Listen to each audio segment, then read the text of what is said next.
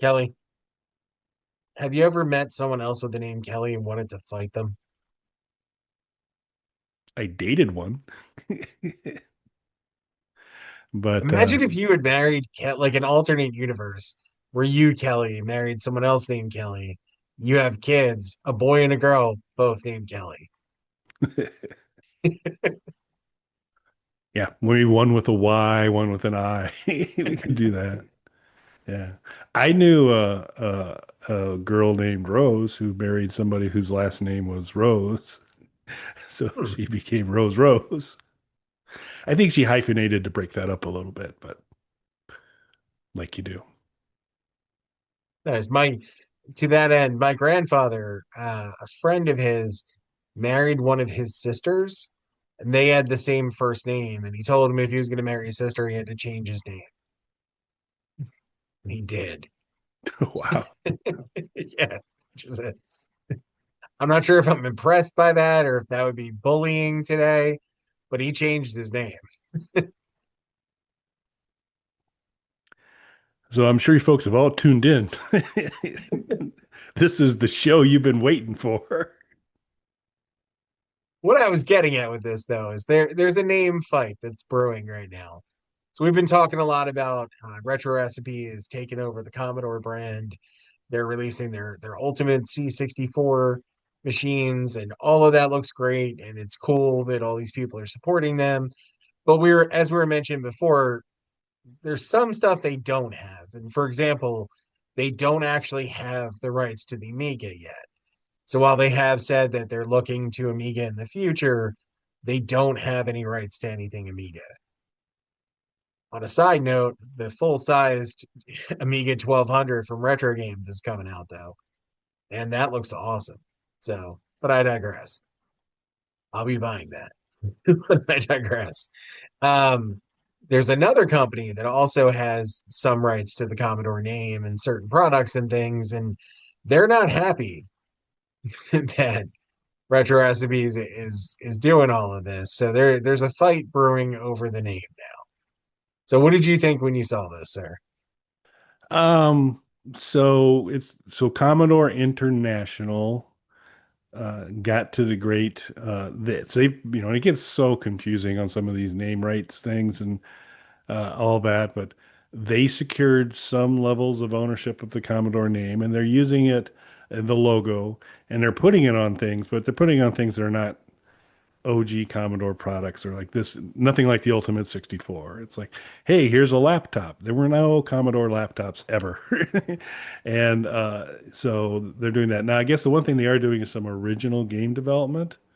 So there, I guess you could kind of say that's in the spirit of Commodore to a degree, but I don't really think so. But they've gone after our hero Perry Fractic and the good folks, some of the original OG folks from Commodore, and they've got the Ultimate 64 out there, and they're really looking to revive Commodore and the things that were Commodore, and down the road get to things like the Amiga, which when it spun off back in the day, I was happy because I thought this might be the way that Amiga lives on, and screw those 64 people and all that. As long as the Amiga's okay, I'm okay. Well, that never happened to any meaningful degree, and now pains me because they spun off. It's a different series of lawyers to arm wrestle with to kind of get some control there. But I have some confidence in there that they'll eventually get there.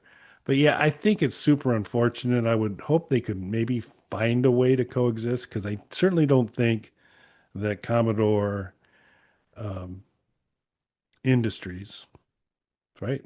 So we got Commodore Industries, which is the original owners, and Commodore International's the Ultimate 64 folks.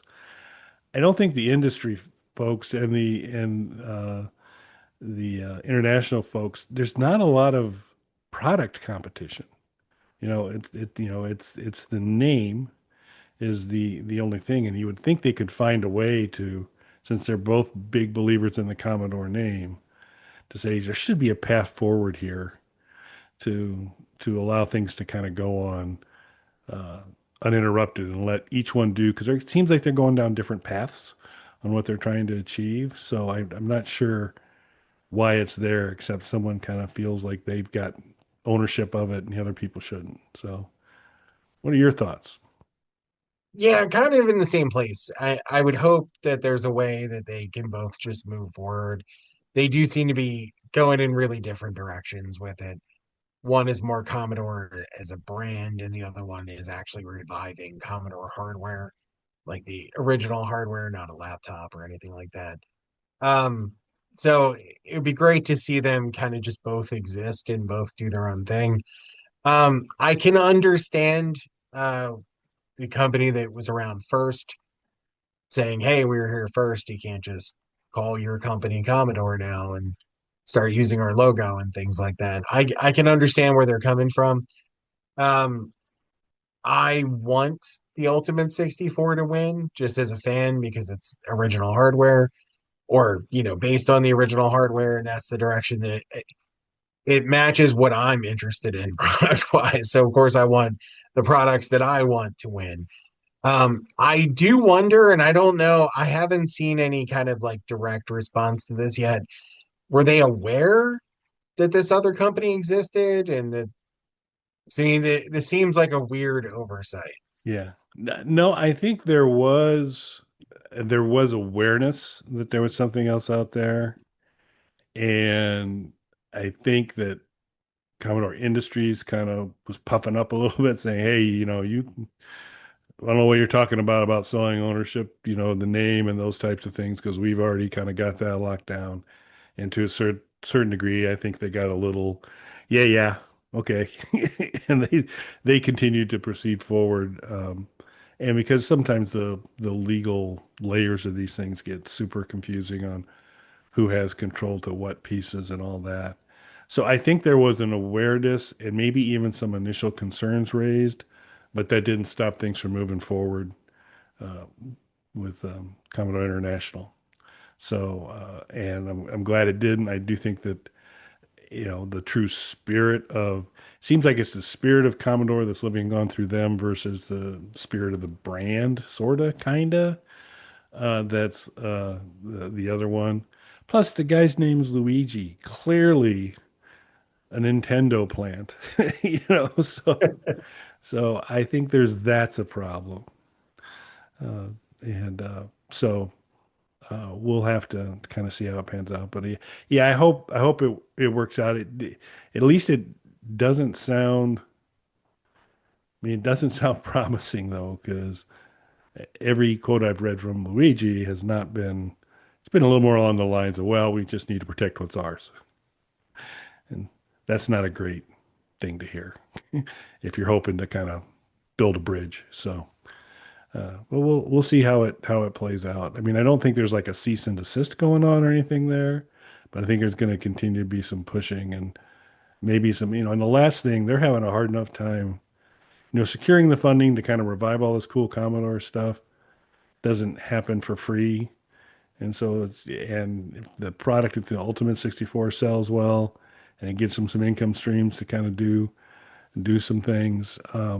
That's great, but one or two lawsuits can drain any capital improvement fund fairly immediately.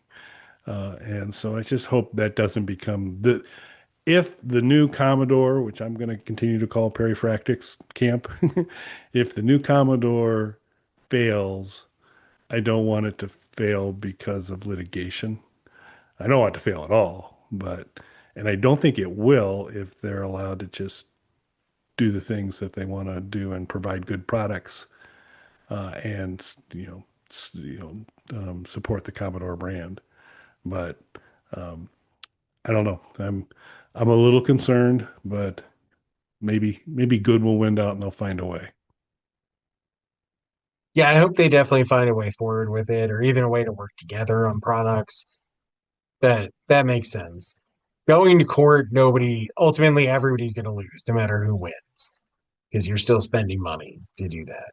Yeah, yeah. And again, I mentioned earlier, I don't think there's a lot of overlap. I think the overlap is in the name, and it certainly appears to me that both entities are doing things and providing products that reflect well on the Commodore name. So if they're both bands of that name kind of coming back and being something meaningful, it seems like they got their own lanes to do that in, and they should be able to accomplish something. But I don't know, maybe t-shirt sales will be a problem. So that Commodore logo, who's getting the money for it? Speaking of merchandise, we have merchandise. Stop by the That was a on. great transition. Yeah, it's subtle, man. It's great. No litigation. There is no other. We own exclusive rights to Bog Panda, so we're good. So any of those you don't have any legal action in your future if you buy some of our merchandise. Well, not due to us. I mean, I don't know what you're doing. Maybe you are going to have some legal action, but it won't be our fault. So, and don't wear a T-shirt if you're getting a mugshot. Just no part. Just that would ask you to buy a T-shirt, but if you're planning to commit a crime, don't wear it that night. So that's That's fair. it's all in the fine print on the site. So appreciate that. Check out Hard No, World Shortest Podcast. That's available for free. Also own exclusive rights to that. We say. I'm waiting for somebody else to challenge us as being the world's shortest podcast. So far, we have no takers. Over 1,000 episodes deep. They don't Kind have of a says, chance. I think that's proof enough. Hard and deep. Thanks for watching, everyone. Thanks, everybody.